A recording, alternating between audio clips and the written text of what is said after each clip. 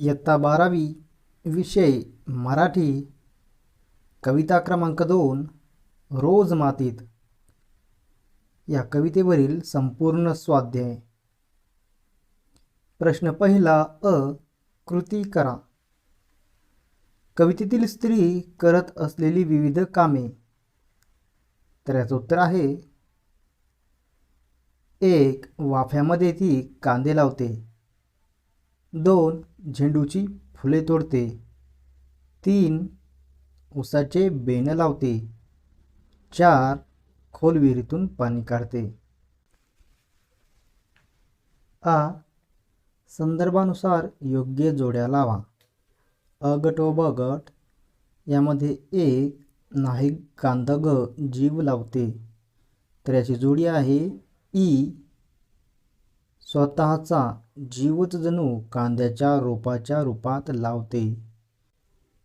2 काळ्या आईला हिरवं गोंदते, तर याची जोडी आहे अ। गोंदनाच्या हिरव्या नक्षीप्रमाणे शेत पिकाने सजवते।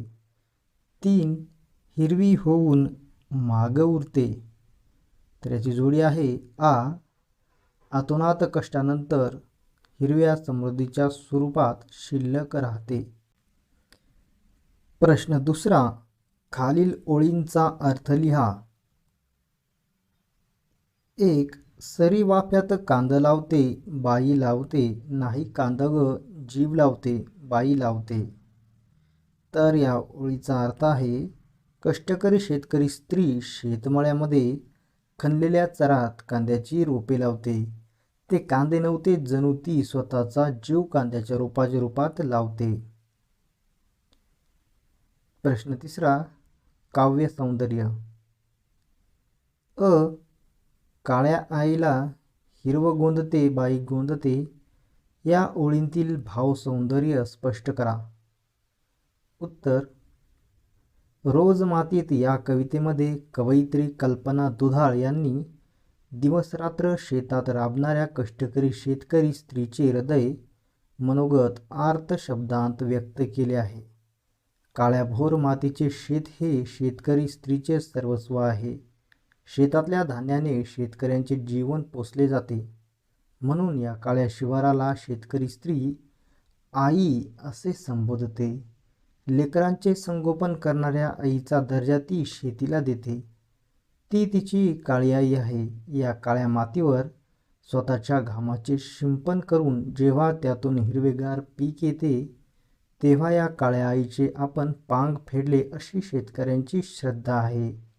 जणू ती गोंदणाऱ्या हिरव्या नक्षीप्रमाणे शेत पिकाने सजवते। पिकाने फुलून आलेले शिवार म्हणजे धरतीच्या अंगावरचे हिरवे गोंदण आहे, अशी हृदय कल्पना कवयित्रींनी केली आहे। स्त्रीसुलभ नितळ प्रेमळ भावना या ओळीतून कमालीच्या साधेपणाने व्यक्त झाली आहे। शेतकरी स्त्रीच्या मनातील हृदयभाव या ओळीतून समर्पकरित्या प्रकट झाला आहे।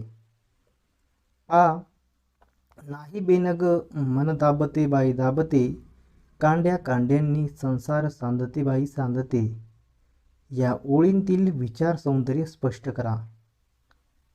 उत्तर कवयित्री कल्पना दुधाळ यांनी रोज मातीत या कवितेमध्ये शेतकरी स्त्रीचे कष्टमय जीवन यथायोग्य शब्दात चित्रित केले आहे। शेतकरी स्त्री दिनरात शेतामधील अनेक कष्टांची कामे करते। ती जशी वाफ्याच्या सरीत कांद्यांची रोपे लावते, तशी ती उसाची लागवडही करते। उसाचे पीक घेण्यासाठी आधी मातीमध्ये उसाची छोटी कांडे पेरावी लागतात। हे उसाचे बेणे रुजवणे हे जिकिरीचे व कष्टाचे काम असते। भविष्यकालीन उपजीविकेसाठी हे बेणे रोवण्याचे कष्टाचे काम ती करते। बेणे नव्हे तर ती स्वतःचे मन त्यात दाबते। स्वतःला मातीत गाडून ती संसाराचा गाडा सावरते। अशा प्रकारे काडी काडी जोडून ती तिचा संसार सावरते। शेतकरी स्त्री ही संसाराचा कणा आहे। शेतकरी स्त्री जी अहोरात्र शेतात जीव ओतून काम करते, त्याचे वर्णन करताना मन दाबणे हा वाक्यप्रयोग करून शेतकरी स्त्रीचे मनोगत समर्थपणे कवयित्रीने या ओळीत व्यक्त केले आहे. काळी काळी जोडून संसार सांधणे यातून तिच्या अविरत कष्टाचे यथोचित चित्र साधले आहे. प्रश्न 4, रसग्रहण. खालील ओळींचे रसग्रहण करा. उन्हातानात रोज मरते बाई मरते, हिरवी होऊन माग उरते बाई उरते, खोल विहिरीचं पाणी शेंदते बाई शेंदते, रोज मातीत मेघ नांदते बाई नांदते. तर याचं उत्तर आहे आशय सौंदर्य. रोज मातीत या कवितेमध्ये कवयित्री कल्पना दुधाळ यांनी शेतकरी स्त्रीच्या कष्टाचे वर्णन यथोचित शब्दांत केले आहे. उपरोक्त ओळीमध्ये शेतात शेतकरी स्त्रीचे नांदणे कसे कष्टमय असते याचे चित्र हृदय शब्दांत केले आहे. काव्य सौंदर्य. शेतकरी महिला आपल्या संसारासाठी शेतजमिनीत अहोरात्र खपत असते. ती वाफ्याच्या सरीने कांदा लावते, मन दाबून उसांची कांडे जमिनीत पुरते. हे कष्ट भर उन्हाची पर्वा न करता अविरत करीत असते. ती जमिनीत आपले आयुष्य समर्पित करते, पुढचे हिरवे स्वप्न पाहते. सुगीच्या हंगामात जेव्हा तरारलेले हिरवेगार शेत फुलते, तेव्हा जणू या हिरवेपणात तिचे कष्टच उगून आलेले असतात. खोल विहिरीतून पोहऱ्याने ती पाणी उपसते व पिकांना पाजते. अशा प्रकारे संसार फुलवण्यासाठी शेतकरी स्त्री रोज मातीत नांदत असते. भाषा सौंदर्य. अतिशय साध्या सोज्वळ भाषेमध्ये कवितेतील शेतकरी आपले मनोगत व्यक्त करते. तिच्या हृदयातील बोलांमधून ती सोसत असलेले कष्ट कळून येतात. तिच्या अभिव्यक्तीसाठी कवयित्रीने या कवितेत लोकगीतांसारखा सैल छंद वापरला आहे. नादयुक्त शब्दकळा हा कवितेचा घाट आहे. त्यातल्या हिरवे होऊन मागे उरणे, रोज मातीत नांदणे या प्रतिमा काळीज हेलावून टाकणाऱ्या आहेत. या कवितेत प्रत्येकारी शब्द रचनेतून शेतकरी स्त्रीचे कष्टमय जीवन डोळ्यांसमोर साकारत व उलगडत जाते. प्रश्न 5, अभिव्यक्ती. शेतकरी स्त्रियांच्या कष्टमय जीवनाचे वर्णन कवितेच्या आधारे लिहा. उत्तर. रोज मातीत या कवितेमध्ये कवयित्री कल्पना दुधाळ यांनी शेतकरी स्त्रियांच्या कष्टमय जीवनाचे हृदयद्रावक चित्रण सार्थ शब्दांत केले आहे. कष्टकरी शेतकरी महिला शेतातल्या वाफ्यातील सरीत कांदे लावते, जीव ओतून काम करते, काळ्या मातीला हिरव्या गोंदणाने सजवते, सोन्यासारखी झेंडूची फुले तोडून त्यांची माळ करून घरादाराला तोरण लावते, ऊसाच्या पिकासाठी ऊसाची छोटी कांडे मातीत दाबते, जणू ती स्वतःचे मनच त्यात दाबते, काड्या काड्या जमवून आपला संसार सांधते, उन्हातानात दिवसभर खपून भविष्यातले हिरवे सुगीचे स्वप्न पाहते, विहिरीचे पाणी शेंदून काढते. अशा प्रकारे अहोरात्र शेतात कष्ट करून शेतकरी स्त्री आपल्या संसारातील साऱ्या माणसांना आनंदी राखण्यासाठी झटत असते. काळ्या आईच्या कुशीत हिरवेगार पिकाचे स्वप्न पाहत मातीतच नांदत असते. तुमच्या परिसरातील कष्टकरी स्त्रियांचे कुटुंबाच्या उदरनिर्वाहातील योगदान स्पष्ट करा. उत्तर. आमच्या इमारतीच्या समोर रस्त्याच्या पलीकडे कामगारांची वस्ती आहे. या वस्तीतील काही स्त्रिया सकाळी इमारतीच्या बांधकामात मजुरीसाठी जातात. पहाटे पहाटे आपापल्या कोपटात चुलीवर जेवण करतात. जाळाचा धूर घरभर पसरलेला असतो. त्यातही त्या आपल्या लहानग्या मुलांना जोजवत भाजी भाकरी करीत असतात. लगबगीने सर्व आवरून पटकुरात भाकरी गुंडाळून छोट्यांना कमरेवर घेऊन झपाझपा मजुरीसाठी निघतात. कष्टकरी स्त्रिया घाईघाईने कामावर मजुरीच्या ठिकाणी पोहोचतात. ठेकेदाराचा आरडाओरडा सहन करीत लहानग्याला झोळीत ठेवतात अन मग रेतीची घमेली डोईवर घेऊन त्यांची मजुरी सुरू होते. न थकता ओझे उचलून नि शारीरिक दुखण्याकडे दुर्लक्ष करून इमानितबारी दिवसभर उन्हातानात पायऱ्यावरून चढ उतार करून आपले काम नेटाने करतात. दुपारी थोडा वेळ एकत्र जमून मीठ भाकर खाऊन तिथल्याच एखाद्या नळाचे पाणी पितात आणि पुन्हा झटझटून त्यांची ओझी उचलणे सुरू होते. दिवस सरून गेल्यावर जड पावलांनी घरी परततात. मिळालेल्या रोजगारातून रात्रीच्या जेवणाचे सामान खरेदी करून घरी येतात. पुन्हा त्यांच्या वाट्याला पेटलेली चूल, रडणारे मूल व आ वाचलेली भुकेली तोंडे हेच येते. काहीही तक्रार न करता निमूटपणे ही कामगार स्त्री आपल्या संसारासाठी हाडाची काडे करून जगत असते.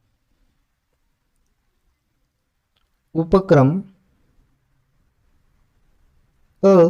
शेतकरी महिलेची मुलाखत घेण्यासाठी प्रश्नावली तयार करा. उत्तर. प्रश्नावली. प्रश्न 1.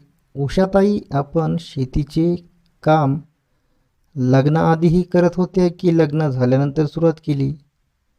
प्रश्न 2. शेतीची कामे घरची कामे दोन्ही कसे सांभाळता? प्रश्न 3. शेतातील कामे करताना कोणत्या अडचणींना तोंड द्यावे लागते? प्रश्न 4. शेतीतून किती उत्पादन मिळते? प्रश्न 5. शेतात कोणती पिके घेता? प्रश्न 6. शेतीच्या कामात कुटुंबातील इतर सदस्यांची मदत मिळते का? प्रश्न 7. तरुण पिढीला शेती क्षेत्रात येण्यासाठी प्रोत्साहन देण्यासाठी काय सांगाल? या पद्धतीने तुम्ही प्रश्नावली तयार करू शकता. तोंडी परीक्षा. अ. प्रस्तुत कवितेचे तालासुरात सादरीकरण करा. हा उपक्रम तुम्ही स्वतः करायचा आहे. आ. प्रस्तुत कवितेचा सारांश तुमच्या शब्दांत सांगा. उत्तर. दररोज शेतात कष्ट करणाऱ्या शेतकरी स्त्रीचे मनोगत रोज मातीत या कवितेत व्यक्त केले आहे. या कवितेत शेतात राबणाऱ्या शेतकरी स्त्रीची वेदना, कष्ट यांचे प्रकटीकरण कवयित्री करतात. सरीमध्ये वाफ्यामध्ये कांद्याची लागवड केली जाते. शेतकऱ्यांबरोबर शेतकरीसुद्धा ही लागवड करतात. शेतकरी स्त्री ही लागवड करताना तिचा जीवही त्यासोबत लावते. कांद्याची लागवड करून काळ्या मातीवरती हिरवेपणा गोंदते. पिकांचं हिरवं गोंधन काळ्या आईवर तिनं चढवले. आपल्या घरात जशी बाई नांदते, घराचे घरपण कायम ठेवते. शेतात झेंडूचं पीक खूप आले आहे. त्यावरील सोनेरी फुलांनी अवघं शेत सोनेरी झालंय. ती फुलं तोडू नये असं तिला सतत वाटत राहतं. फुलं तोडताना तिला वाटत राहतं, आपण या फुलझाडांचा देहच तोडतोय. बाईचाही देह कामाच्या व्यापाने, अविरत श्रमाने तोडलाच जातो. तिचं मनही तोडलं जातं. या तोडलेल्या फुलांनी ती आपल्या घराला सजवते, दाराला तोरण बांधते, फुलांच्या सजावटीतून घराला शोभा आणते. शेतकरी स्त्री विविध पिकांची लागवड करते. शेतात ऊसाचंही पीक लावलं जातं. ऊस लावताना ऊसाच्या डोळ्यांच्या बाजूचा थोडा भाग असतो. ऊसाच्या डोळ्यासकट तो मातीत पुरवावा लागतो. त्याला बेणं दाबणे असे म्हटले जातं. शेतकरी स्त्री हे बेणं पायाने मातीत दाबते. संसाराचे खाचकळगे भरताना अनेकदा तिला तिच्या इच्छा, आकांक्षा, स्वप्न विसरावी लागतात. आपल्या संसारासाठी सुगरण जशी काड्या काड्या जमवते, असं शेतकरी स्त्री देखील आपला संसार काड्या काड्या जमवून सांधते. शेतात कष्टाचे काम असतं. घरातीलही सर्व कष्टाची कामं, शेतातीलही कष्टाची कामं शेतकरी स्त्री करते. या कष्टांमुळे ती रोज मरणप्राय यातना सहन करते. तिला कायम हिरवं राहावं लागतं. संसार उभा करायचा तर थकून चालणार नाही. शेतात लागवड केल्यावर विहिरीतील पाणी शेंदून शेताला पाणी पाजावं लागतं. ते पाणी खोल विहिरीतून शेंदताना प्रचंड जोर लावावा लागतो. हे पाणी देणं इतर काम या सर्वात ती नांदत राहते. आपल्या घरासाठी, शेतासाठी ती राबराब राबते. आपल्या उद्ध्वस्त संसाराला मदत करण्यासाठी उन्हातान्हाचा विचार न करता शेतकरी महिला कांक्षांच्या लावणीसारखी वा ऊसाच्या लागवडीसारखी अत्यंत मेहनतीची कामे करत राहते. हिरवीगार ती पिकण्यासाठी शेतकरी महिला रोज श्रम करून मरून सर्वस्व अर्पण करते. तेव्हा शेतात हिरवेगार पीक येते.